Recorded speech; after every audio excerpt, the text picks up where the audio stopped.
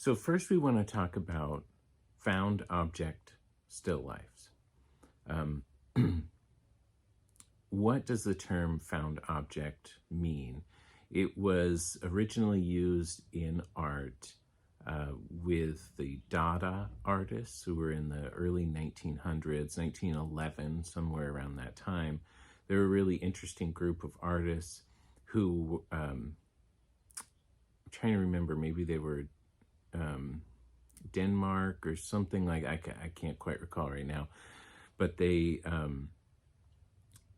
this was during World War One, and they were extremely anti-war, and they developed this whole new art language that was meant to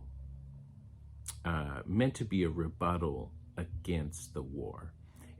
One of the phrases that they sort of used, they were fighting the illogic of war with irrationality, or something something to that effect. It was like, it was kind of the start of surrealism. If you're familiar with the artist Salvador Dali, dripping clocks, this is real common imagery.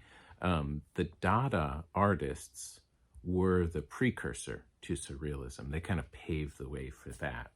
So there is a surreal aspect to the Dada movement.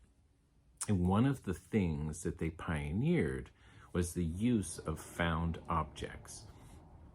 Found objects are just really basically things that you find.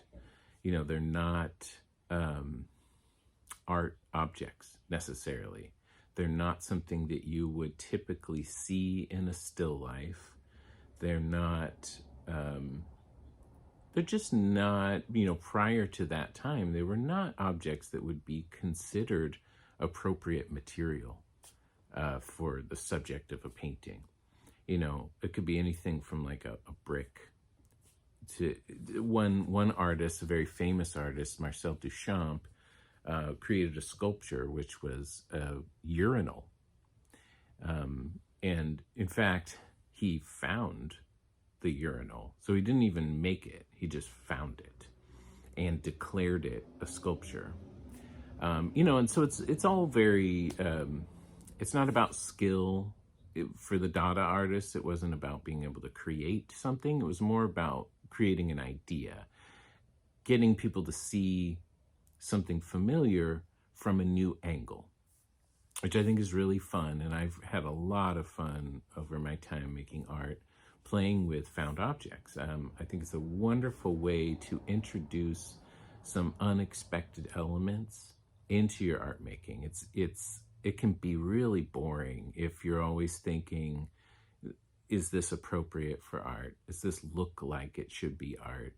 I think some of the best art, some of the most refreshing and fun art comes from a place that just doesn't care about that.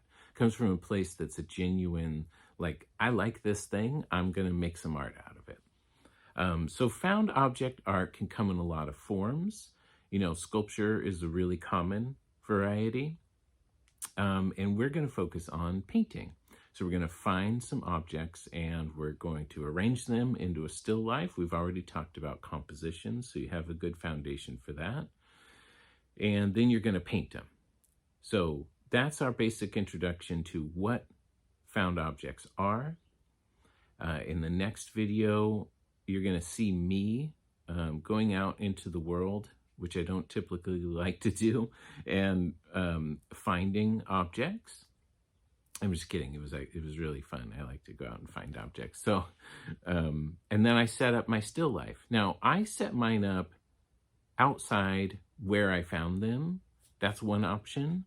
I happened to find some great drawing on the pavement there that I wanted to include in my still life. So I chose that, but you could just as easily bring it home and set it up like we did the previous still life. So that's up to you. So yeah, next video, watch me go through the process of finding them so you understand what I'm talking about.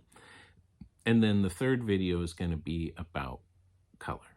We're going to be working with something that's called local color rather than invented color.